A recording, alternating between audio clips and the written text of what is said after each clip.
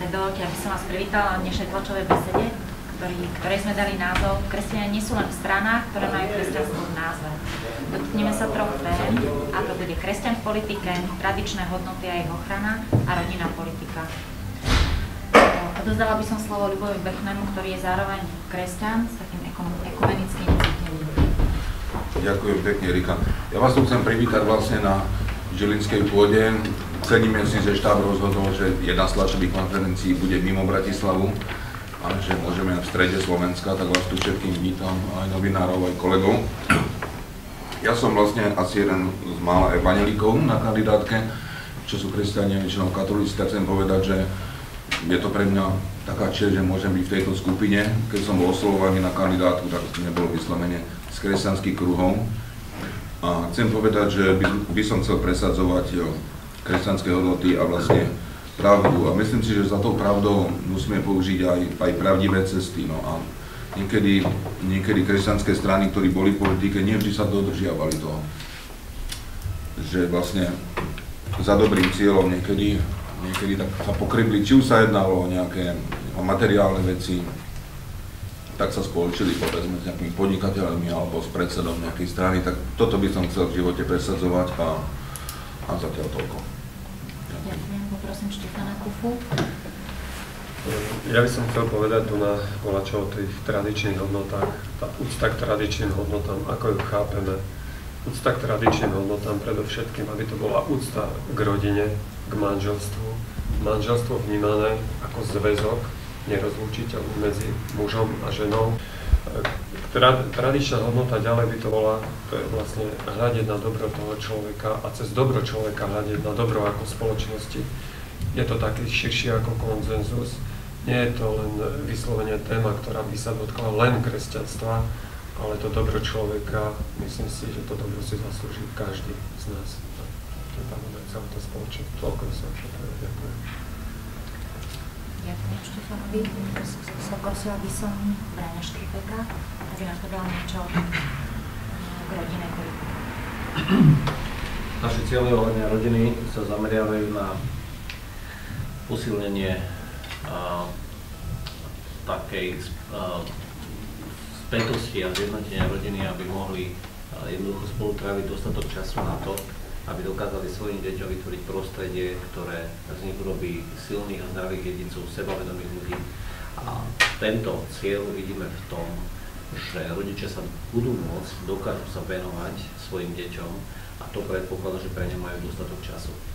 Pretože doba je natoľko pulzujúca, natoľko nás ženie a natoľko sa možno trošku ženieme aj my, že sa stále snažíme nejakým spôsobom dosiahnuť viac a viac finančného zaopatrenia, čo je samozrejme potrebné, a my to plne chápeme, ale záleží nám na tom, aby sme mohli presadzovať také rodové zvýhodnenia pre rodičov s nezaopatrenými deťmi, ktorí pracujú a to ich podporí natoľko, aby sa mohli venovať svojim rodinám a mať aj viac detí, čiže chceli stimulovať pôrodnosť a viacdetné rodiny, zvýšiť takú úctu voči viacdetným rodinám. Rodinu chápeme ako zväzok muža a ženy, ktorí spolu sa tešia na to, že môžu mať deti, nielen jedno, nielen dve, nielen tri, ale by mohli mať viacej detí, aby mohli prežiť a aká je v tomto ukrytá hodnota. A my si myslíme, že toto sa vytráca na Slovensku, že to má negatívny dopad na náš populačný rast, samozrejme to všetci chápeme, a to dopadá aj na naše kultúrne prežívanie, kultúrne prostredie. Vidíme rozpad vzťahov medzi rodičmi a deťmi a deti sa nám stávajú takými strátenými mladými bytosťami, ktoré sú si neisté a nachádzajú si svoju vnútornú istotu v hľadaní rôznych experimentov, či už s ľahkými drogami, s cigaretami, experimentujú s vlastným telom, zamotávajú sa do kriminality a my ako spoločnosť potom vytvárame stále viacej represívnych nástrojov na to, aby sme to zastavili. Ale sme presvedčení o tom, že toto nie je cesta a dokážeme to zmeniť iným spôsobom a potrebujeme ukázať na Slovensku, že rodina potrebuje stabilitu, pokoj, bezpečie a priestor pre vlastné vzťahy, to znamená časový priestor aj finančný, takže chceme podporovať rodinu. Ďakujem, Braňo. Ja kým odovzdám slovo Richardovi, aby som možno skrátke povedala, že naše hnutie obyčajní ľudia a nezávislé osobnosti nie je čiste ani kresťanská strana, ani čiste liberálna. Tým, že sme prijali na našu kandidátku ľudí aj veriacich, aj neveriacich, otvorili sme priestor, aby naozaj došlo k väčšej diskusii. My, ktorí sme tu, a mnohí iní, ktorí sú potom podpísaní pod vyhlásením, ktoré vám prečítame, garantujeme, že naozaj pri presadzovaní spoločných cieľov, spoločného dobra nepôjde v prvom rade len o naše dobrá, ale naozaj o spoločný cieľ a že budeme naozaj hľadať vo svojom svedomí a v spolupráci s ostatnými kandidátmi to najlepšie, čo pre krajinu môže byť. Nech sa páči.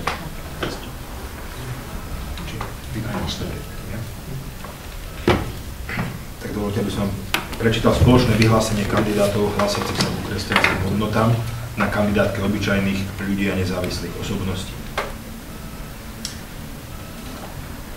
Slovensko sa hrdí titulom kresťanskej krajiny. V čítaní ľudu sa viac ako 70% z občanov hlási k tomu, že vyznáva kresťanské hodnoty, verí v Boha, patrí do cirkvi. Sme slobodnou krajinou, našou výsadou je demokratické zriadenie, ktorého súčasťou je aj rôznorodosť politických strán a hnutí. My, kandidáti hnutia, obyčajní ľudia a nezávislé osobnosti, sme sa dnes zišli, aby sme našim voličom ukázali, že kresťania nie sú iba v stranách, ktoré majú kresťanstvo v názve, ale že sú aj na našej kandidátke. Sú to pritom ľudia, ktorí svoju vieru žijú a podľa nej konajú, ktorí sú najskôr kresťanmi, až potom politikmi, poslancami, starostami, učiteľmi. Jediná závislosť, ktorú deklarujú, je závislosť na Bohu, Ježišovi Kristovi a desatore, ktoré sa snažia aplikovať do svojho života a ktorým sa budú riadiť aj v prípade zvolenia do parlamentu.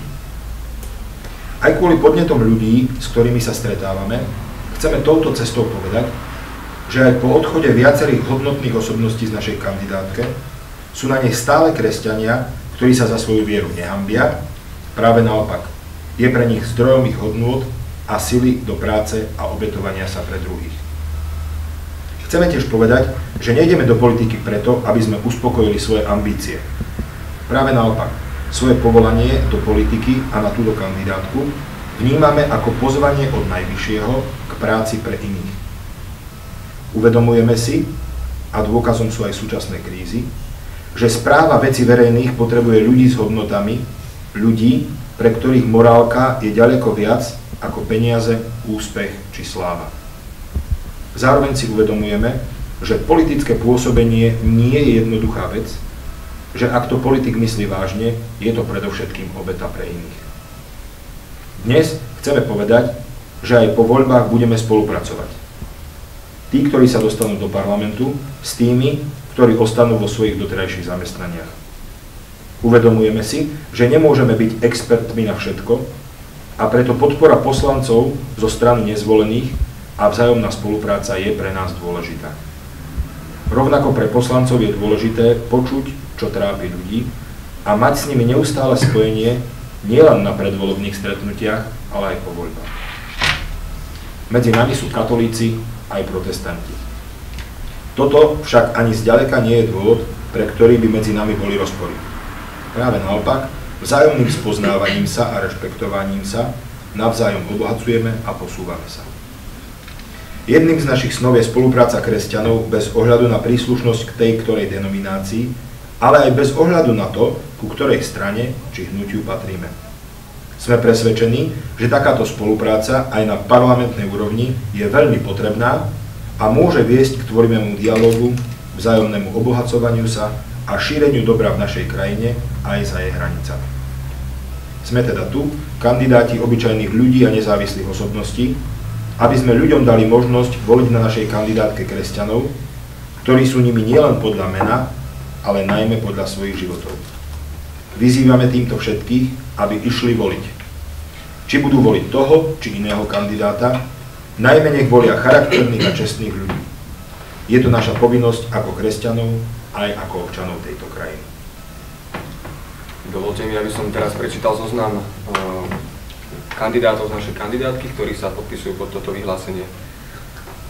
Erika Jurinová, Ľubomír Bechný, Richard Vašečka, Tomáš Kováčik, Radomír Kizek, Štefan Kufa, Rastislav Sitár, Ján Košturiak, Anton Frič, Katarína Ďurčanská, Helena Mezenská, Milan Stripaj, Milan Murín, Ľudmila Sepová, Albert Otruba, Benedikt Trnovec, Tibor Veselý, Ján Podhájecký, Anna Šloserová, Iveta Záremská, Marek Kažimír, Ľubica Gurišová, Mária Fabiánová, Vladimír Leško, Martin Fecko, Peter Halušťok, Vladimír Falat, Mária Ritomská, Štefan Mesároš, Milan Kuriak, Anton Mihálik, Vanda Rybanská, Jozef Komár, Branislav Škripek, Jaroslav Žunko a Igor Matovič.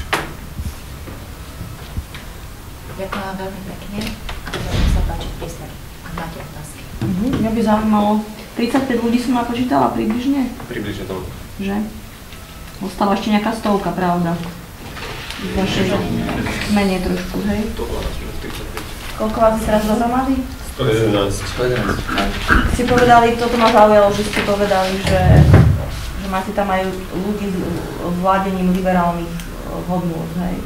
Ale ak si pamätáte, Igor Matovič, ktorý kandidoval na SAS kandidátke, a keď si zoberiete program SAS, tak tie liberálne hodnoty sú radikálne a v absolútnom protiklade s kresťanskými hodnotami, tak ma zaujíma, že či sa vám nemôže stať v strane, že s tým budete mať potom problém. V prvom rade si treba uvedomiť, že naša kandidátka je kandidátka nezávislých osobností. Že nie je to strana, ktorá naozaj striktne prikazuje svojim členom, čo môžu a čo nie, to členov nemá. Na druhej strane program, ktorý platí pre všetkých členov, je stavaný tak, aby naozaj nebol nejak rozporuplný pre niekoho. Tunak, čo sme ľudia, ktorí sú podpísaní, sa vyslovene postavili na stranu kresťanov a budú obhajovať kresťanské hodnoty v parlamente. O to nám išlo. A to, že sme boli na strane liberálnej kandidátky,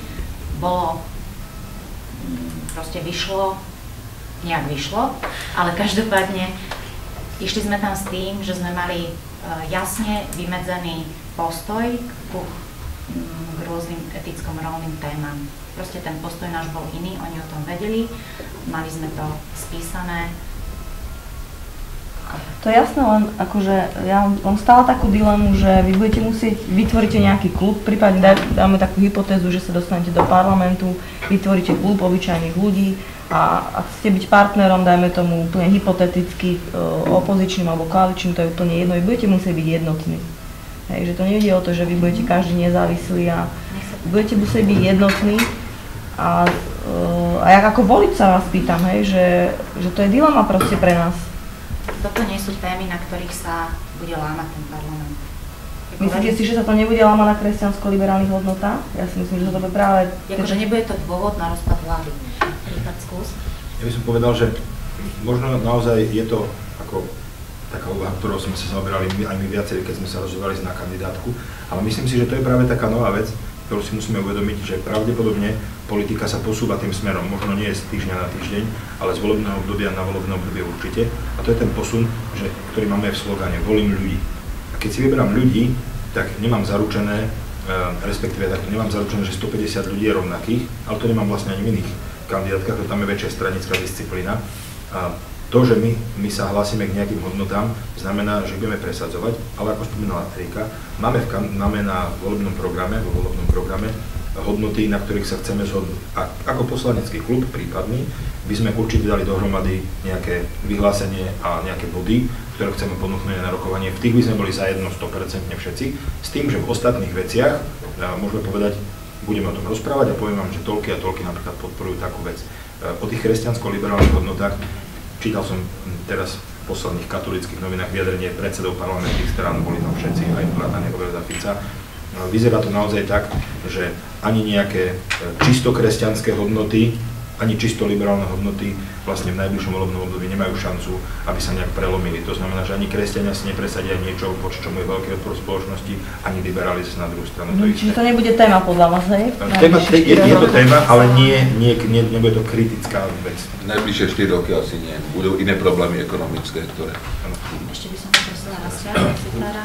Som poznámku k tomu, že princíp tejto kandidátky je v tom, že naozaj je zložená z rôznych názorových skupín a je to vlastne neobvyklá a A myslím si, že do budúcna perspektíva ponúka pre voličov, že si vlastne, použijem taký výraz technicky, nakonfigurujú zloženie toho klubu, toho ladenia, na ako sa voliči zhodnú. Vlastne túto tému posielame k voličom. A poznámka vlastne k tomu aktuálnemu zloženiu pri tomto počte, koľko nás je, tak čo veľmi silno vnímam v našej kandidátke, je snaha o hľadanie konsenzu. Každý vychádza samozrejme z tej svojej platformy, stojí na nej pevne, ale dá sa i na týchto platformách snažiť hľadať konsenzus v dôležitých otázkach. Nie je to jednoduchý proces, ale pokiaľ sa konsenzus nájde, tak má ďaleko dlhšiu trvanlivosť ako silovo presadené niečo. Že niečo sa prevalcuje hlasovaním, tak to vydrží možno týždeň niekedy, ako vidíme na dnešných zákonoch. Niečo, keď ide z konsenzu, má to šancu prežiť mnoho dlhšie. Ja by som sa ešte možno vyjadril. Vy ste povedali, že musíme byť jednotní. Ja to takto nevnímam, pretože ako viacerí kolega povedali, sme nezávislí, aj to bolo deklarované, aj náš príchod na kandidátku bol týmto sme podmienený. Čiže každý máme svoj názor, každý má svoj program, povedzme, taký mini, okrem toho hlavného. Nedávno som počul takú prúpovidku, že kto vyhral voľby, alebo kto vyhráva voľby, napríklad komunálne na Slovensku, ktorá strana zďaleka s prevyšujúcim percentom sú to nezávislí kandidáti, poslanci, primátori.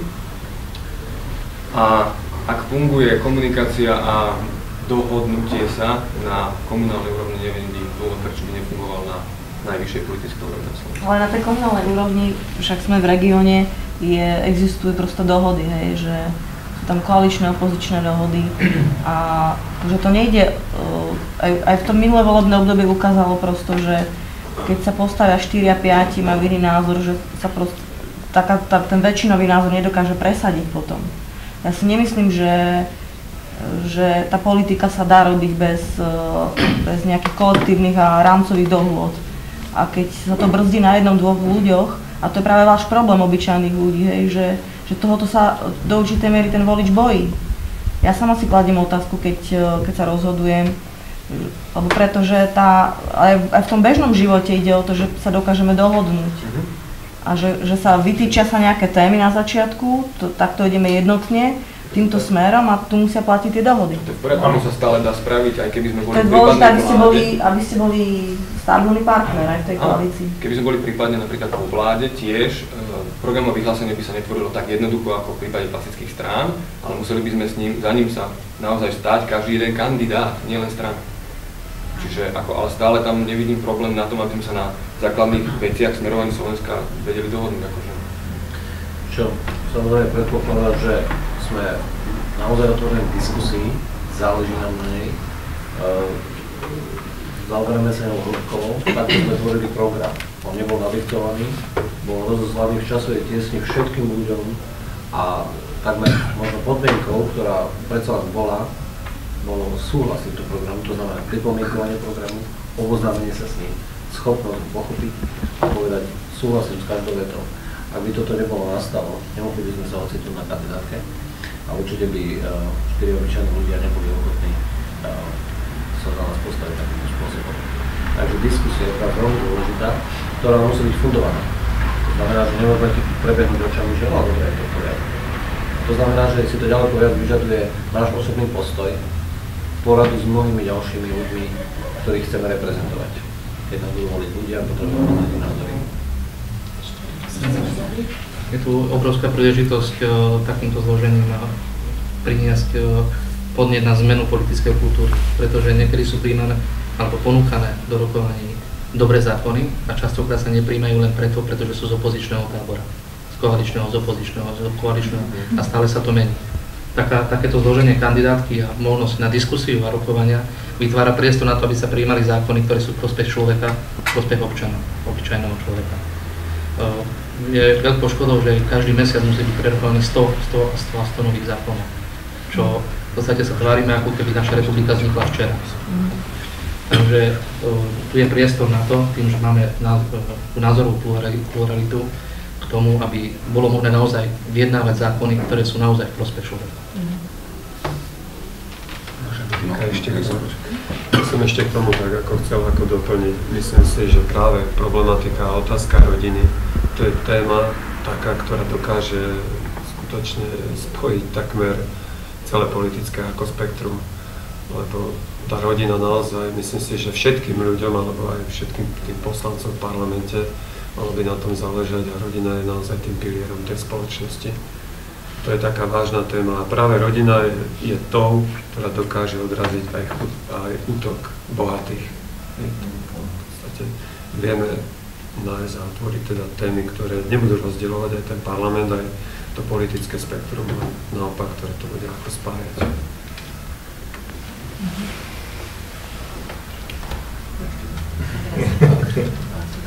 Sa podelím s jednou skúsenosťou praktickou, ktorú máme. Takto sa stretávame teraz na debatách s ľuďmi, čiže už trošku testujeme našu pluralitu. A nie sme len v zložení tej skupiny, že sú len jedné skupiny. A bavíme sa na rôzne témy. Veľmi zaujímavé pozorovať, že aj keď vychádzame z iných názorov, tak nie sme zaťažení nejakými gorilami za chrbtami a ideme do toho slobodne, do tých diskusí. Správame sa ako zodpovední ľudia, aj sme zodpovední ľudia. Keď zodpovedne sa bavíme o akejkoľvek téme, tak zrazu zistíme, že dokážeme sa o tom baviť a hľadať riešenie. Toto je práve taká silná devíza, ktorú vidím našich kandidátov. Ľudia nehľadajú, alebo teda nereprezentujú skryté záujmy cieľene smerované niekomu, ale jednoducho hľadajú niečo, čo prospie ľuďom, čo je na základe zdravého rozumu a iba svedomie postavené. Som to možno v skrátke ešte zhrnula, že môžeme povedať, že začína sa taká nejaká, alebo chceme začať nejakú novú politickú éru, ktorá je zatiaľ súčasnými politikmi opovrhovaná. Takže nehajme čas všetko vyzrieť a čas ukáže, či to je správna voľba, či sa naozaj, či to má zmysel posúvať ďalej, alebo či sa to skončí.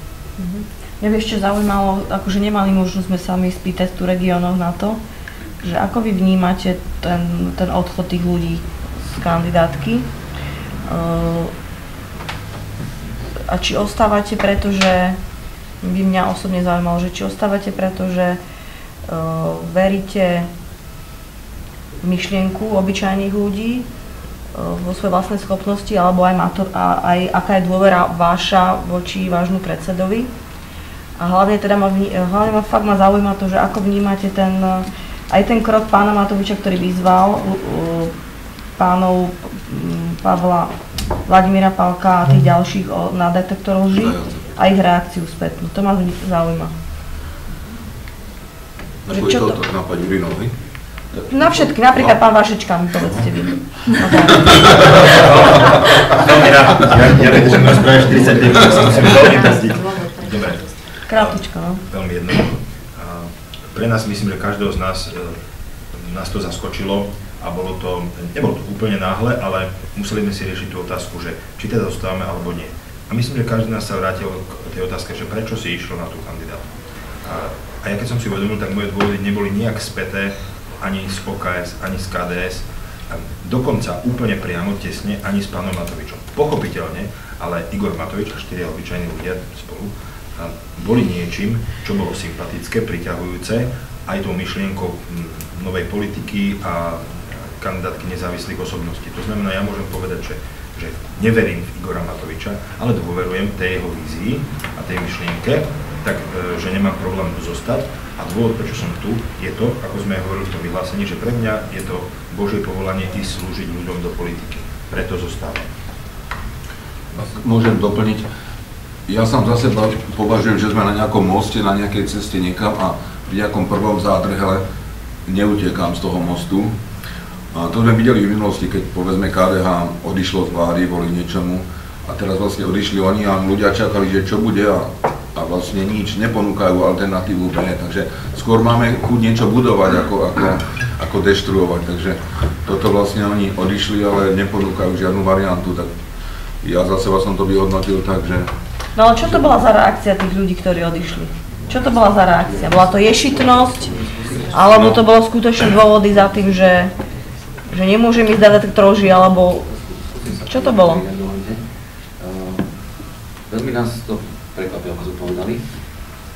Čo sa týka poligrafu, možno tiež nie sme celkom, že považujem to za neštandardný prostriedok, ale teraz, ako spomínam, my chodíme po regiónoch A vidíme obrovský kontrast, ktorý tu v tejto republike je. Na jednej strane vidíme ľudí, ktorí obracajú každé euro, sú to drobní podnikateľa, ľudia, ktorí pracujú, ktorí vlastne naozaj hospodária ako sa dá. Na druhej strane, kauza Gorila v svojej holte odkryla obrovské plytvanie, alebo naznačila obrovské plytvanie na úrovni štátu. A dochádza tu, toto nie je štandardná situácia. Jednoducho je to taký obrovský rozpor, ktorý teraz vnímame, že vedie k apatii ľudí, vidíme to na odhodlávaní sa ľudí ísť k voľbám. A môže to viesť aj ďalej, čiže približuje sa to nejakému, neviem, nechcem to priamo tak prirovnať, ale takému bojovému stavu nejakým. A to sú okolnosti, ktoré možno umožňujú siahnuť po neštandardných prostriedkoch. Ja to poviem opačne. Predstavte si, alebo otázku, čo by sa stalo, keby pán Pálko a pán Zajac prijali túto ponuku na ten detektor lží a by išli. Ja nepochybujem, že by prešli detektorom lží. Bola to výzva na nejakú skúšku. Keby to urobili, tak ja si viem veľmi živo teraz predstaviť tú obrovskú nádej, ktorú by ľudia dostali, že áno, sú tu ľudia, ktorí to myslia naozaj vážne a sú ochotní postúpiť nejakú takúto skúšku, ktorej možno ani neveria, alebo teda nepožadujú za nejakú výpovednú, ale jednoducho spravia kvôli tomu, aby dali jasný signál tomu, že chceme ísť čestne do veci a zodpovedne. Takže ich reakcia bola výsledkom čoho?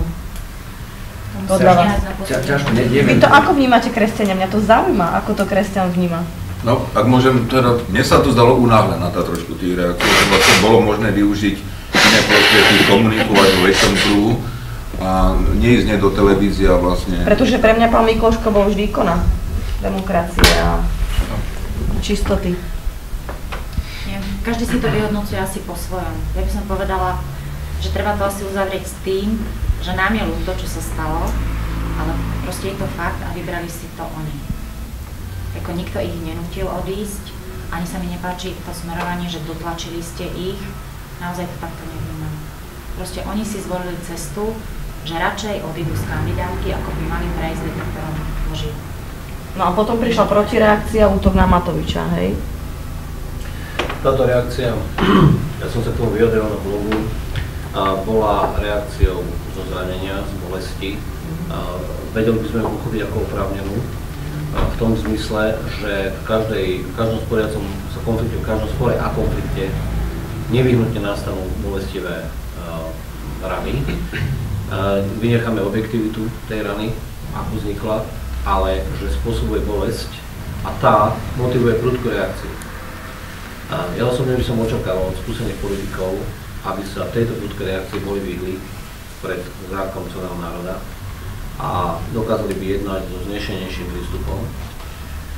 Stále si vážim týchto mužov, ktorí vystúpili na tlačovke v pondelok hneď po začiatku konfliktu, ale musím povedať, že očakával by som osobnostne trochu zrelší prejav.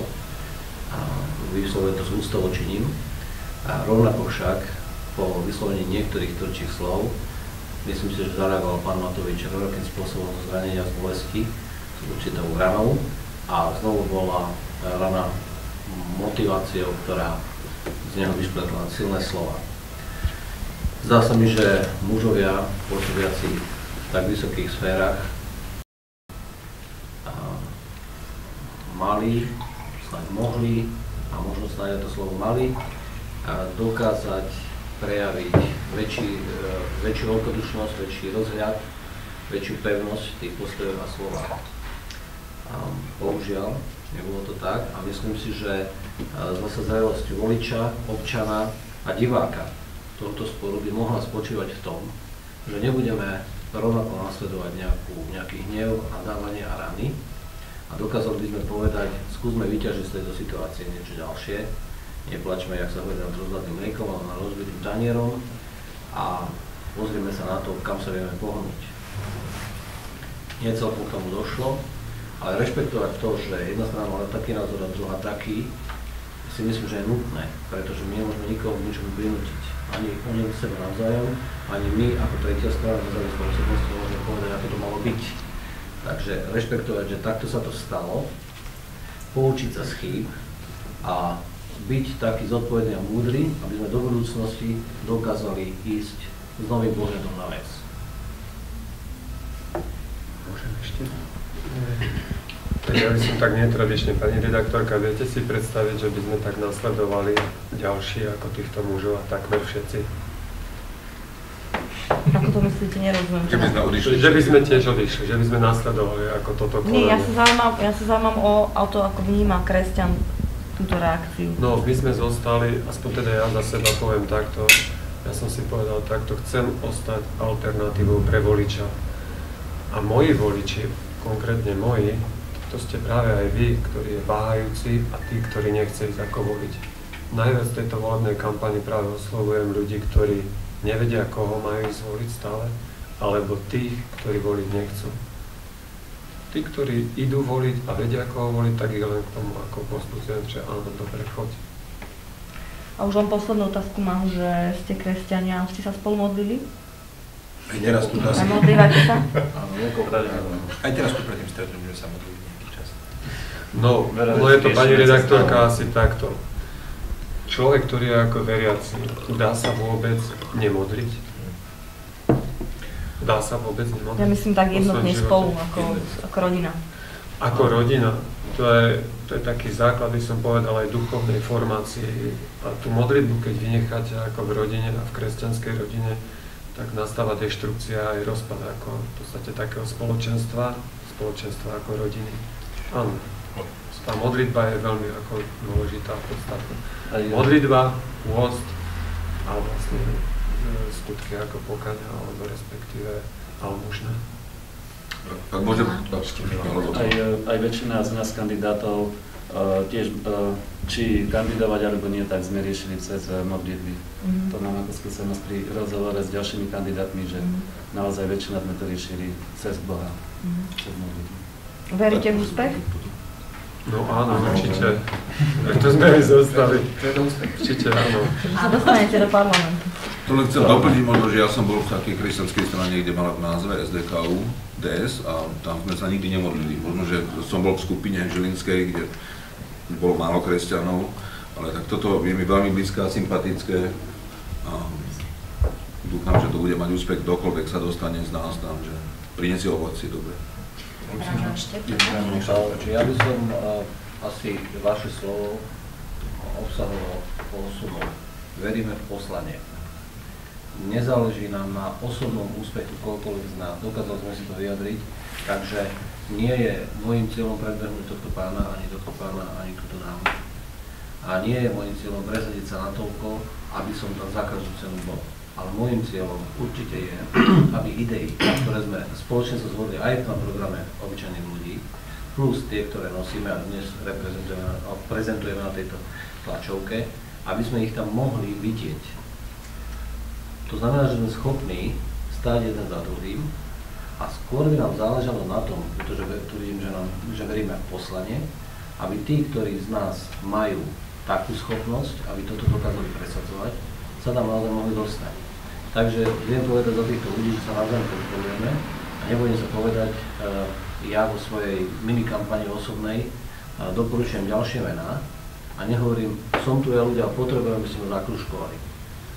Hovorím ľuďom, potrebujem váš kružok, ale chcel by som vám povedať, že je tu ešte 14-20 mien, ktoré ja sám by som vám chcel povedať, sú to zodpovedné ľudia. Takže schopnosť sa podporiť vychádza z toho, že veríme v poslanie. Tak to slovo úspech, hoci znie dobré, myslím si, že nie je obsahovo správne. Ja som chcel povedať prečo, čo povedal.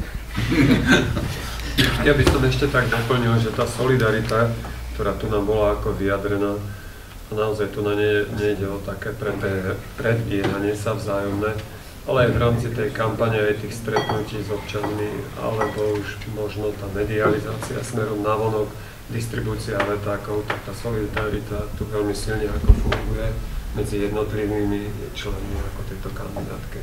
To nie je o tom, že niekoho ako potopiť, aby som ja sa tam prekružkoval, ale vzájomná taká solidarita a pomoc tu veľmi silne ako funguje. Ja možno ešte to doplním, ste sa spýtali, že či v podstate, či sme sa modlili, či sa spolu modlíme, teda či medzi nami existuje nejaké bližšie spoločenstvo v podstate a ja mám, jak sa hovorí, I had a dream, mám taký sen, aby takéto niečo, neviem, či zrovna modlitbové spoločenstvo, alebo skôr taká úzka skupina alebo platforma kresťanov existovať v parlamente. Vieme, že sú v tej strane, spoločne by dokázali presadzovať, verím tomu, že by dokázali presadzovať veľmi dobré zákony, posúvať krajinu dopredu. Ale mám pocit, že málo spolupracujú. Že tá stranickosť a tá príslušnosť, ja som tu a teraz, aby ma predseda nevidel, že sa zdravím s tým, s ktorým som si včera v kostole podal ruku, tak ho ani nepotrebujem na parlamentnej chodbe. Podľa mňa toto by malo zmiznúť a malo by naozaj medzi kresťanmi určite a medzi nami ako ľuďmi samozrejme fungovať spolupráca. Preto som sa pýtal na to, že čo myslíte pod pojmom úspech, lebo občas som tak rozmýšľal nad tým politické strany, keď skončia voľby, tak tie salvy radosti a podobne. Keď som sa ocitol na tejto kandidátke, uvedomil som si množstvo naozaj skvelých ľudí a osobností, ktorí to sú. A je to pre mňa veľká česť. Vtedy som si uvedomil jednu vec, že to, čo robíme, nie je taký nejaký ťah do parlamentu, ale je to ponuka. Ponuka pre ľudí v tejto krajine. Väčšina z nás vlastne má svoje miesto, robí prácu, ktorú má rád. A aj za seba hovorím, aj s viacerými, čo sme sa rozprávali, tak keď bola situácia štandardná, normálna okolnosti, tak by sme to nikdy neurobili. Čiže prijali sme toto pozvanie, ponúkame to tejto krajine a keď výsledok boli dá, Pán Boh dá, že do parlamentu pôjdeme, tak jednoducho to zoberieme ako to svoje poslanie, ako povedal Braňo, a pôjdeme ďalej. Čiže nevyhraňujeme to tým slovom profánnym, úspech, neúspech, ale skôr v tejto rovine.